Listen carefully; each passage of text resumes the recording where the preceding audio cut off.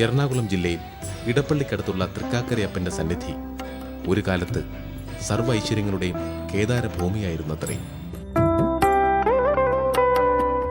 നാലു വശത്തും വിജിഗീഷുവെ പോലെ ഉയർന്നു നിൽക്കുന്ന ഗോപുരങ്ങളും സ്വർണ്ണക്കൊടിമരവും പഴമനസിന്റെ പൊടിപിടിച്ച ചിത്രമായി അവശേഷിക്കുന്നു. അഗ്രഹാരം, പട്ടിണിപ്പുര, അറപ്പുര, കളപ്പുര, കളത്തട്ട്, ആയുധപുര, വെടിമഠം, ഭജനമഠം, വിളക്കുമാടം, സംഗീതശാല, മണിമേട, കോട്ടക്കൊത്തളങ്ങൾ എന്നിവ കൊണ്ടും ഈ ക്ഷേത്രസങ്കേതം ഒരു കാലം ഇന്ദ്രപുരിക്ക് തുല്യം വിളങ്ങി നിന്നിരുന്നു.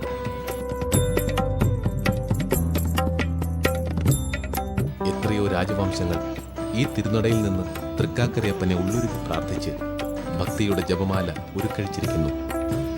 എങ്കിലും പൂർവ്വപ്രതാപത്തിന്റെ പിൻവിളിക്ക് കാതോർത്ത് തൃക്കാക്കരയപ്പന്റെ നഷ്ടപ്രതാപങ്ങളെയും സമ്പദൈശ്വര്യങ്ങളെയും തിരികെ കെട്ടുവാൻ ഇവിടുത്തെ ജനത മനംനൊന്ന് പ്രാർത്ഥിക്കുന്നു.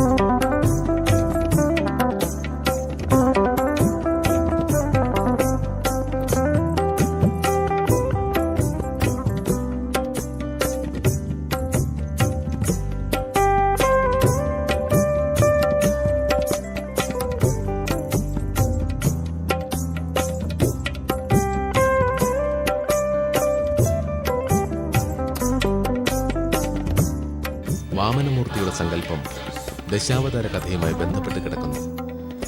അസുര ചക്രവർത്തിയും ദാനശീലനുമായ മഹാബലി 3 ലോകങ്ങളും കീഴടക്കി വാഴുന്ന കാലം. മഹാബലിയുടെ അഹങ്കാരം ശമിപ്പിച്ച് മോക്ഷം നൽകുവാൻ മഹാവിഷ്ണു വാമന രൂപത്തിൽ അവതരിച്ച് ബലി നടത്തുന്ന അശ്വമേധയാഗശാലയിലെത്തി തപസ്സു ചെയ്യുവാൻ 3 അടി മണ്ണ് ദാനം ചോദിച്ചു. വാമനന്റെ അപേക്ഷ പ്രകാരം മഹാബലി അദ്ദേഹത്തെ പീഠത്തിലിരുത്തി ദാനസങ്കല്പം ചൊല്ലി നീരൊഴിച്ച് ഭൂമി ദാനം ചെയ്തു. അപരിച്ഛിന്നനായ ശ്രീഹരി പെട്ടെന്ന് പർവ്വതാകാരം കൊണ്ട് 2 അടി കൊണ്ട് 3 ലോകങ്ങളും അളന്നെടുത്തു.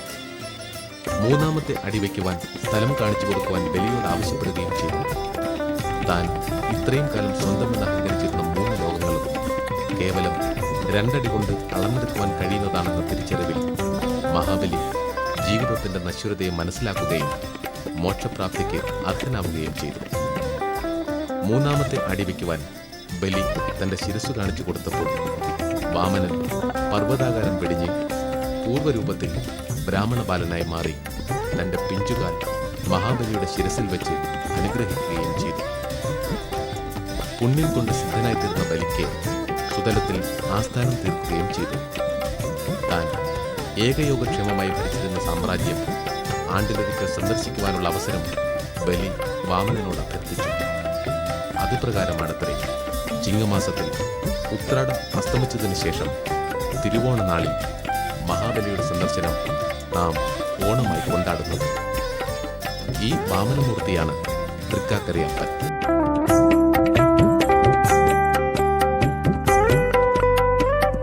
വാമനന് മഹാബലി ദാനനീർ നൽകാനെടുത്തതാണ് പിന്നീട് ദാനോദക പൊയ്കയായി മാറിയത് എന്ന് വിശ്വസിക്കപ്പെടുന്നു.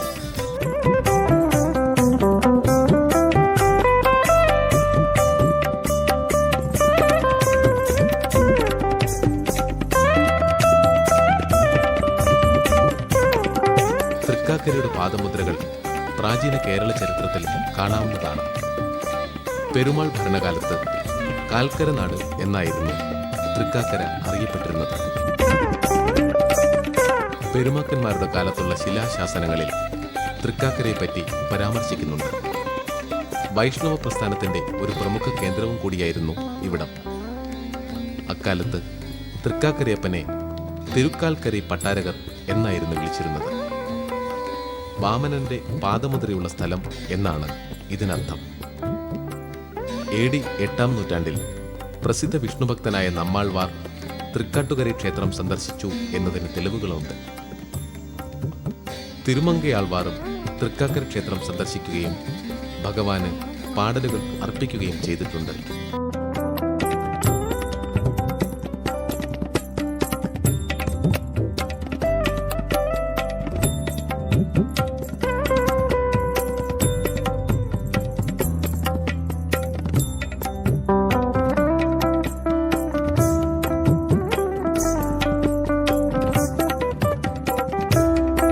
തൃക്കാക്കരയപ്പന്റെ തെക്കും വടക്കുമായി ഗണപതിയും ശാസ്താവും പടിഞ്ഞാറ് വശത്ത് ഗോപാലകൃഷ്ണനും കുടികൊള്ളുന്നു.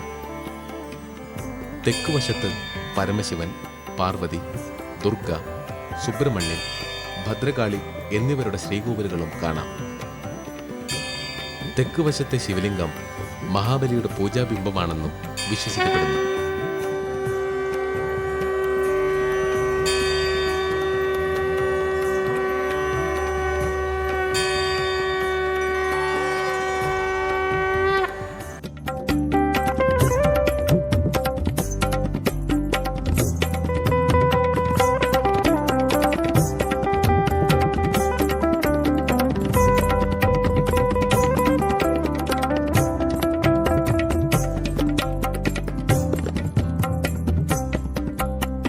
പെരുമാക്കന്മാരുടെ ഭരണകാലത്താണ് തൃക്കാക്കര ഉത്സവം ചിട്ടപ്പെടുത്തിയത്. കേരളം കണ്ട ഏറ്റവും വലിയ ഉത്സവമായിരുന്നത്രേ ഇക്കാലത്ത് നടന്നിരുന്നത്. അന്ന് കേരളത്തിലെ 64 ഗ്രാമത്തലവന്മാരും നാടുവാഴികളും മാടമ്പിമാരും ഇടപ്രഭുക്കന്മാരും സാമാന്യ ജനങ്ങളും ഈ ഉത്സവത്തിൽ പങ്കെടുത്തിരുന്നു. 28 ദിവസം നീണ്ടു നിൽക്കുന്നതായിരുന്നു ഉത്സവം. കർക്കിടക തിരുവോണത്തിന് കൊടിയേറി ചിങ്ങത്തിലെ തിരുവോണത്തിന് കൊടിയിറങ്ങുന്നതായിരുന്നു ഉത്സവ ചടങ്ങുകൾ. അത്തം ഉത്സവം കൊച്ചി രാജാവും സാമൂതിരിയും ചേർന്ന് നടത്തണം എന്നതായിരുന്നു വ്യവസ്ഥ. ഇങ്ങനെ നടക്കുന്ന ഓണാഘോഷത്തിന് മലയാളക്കരയിലെ എല്ലാ കുടുംബങ്ങളിൽ നിന്നും ഒരാളെങ്കിലും തൃക്കാക്കരയിൽ എത്തണമെന്നുണ്ടായിരുന്നു. പെരുമാൾ ഭരണത്തിന്റെ അവസാനത്തോടെ കൊച്ചി രാജാവും സാമൂതിരിയും തൃക്കാക്കര ഉത്സവം നടത്തിപ്പോന്നു.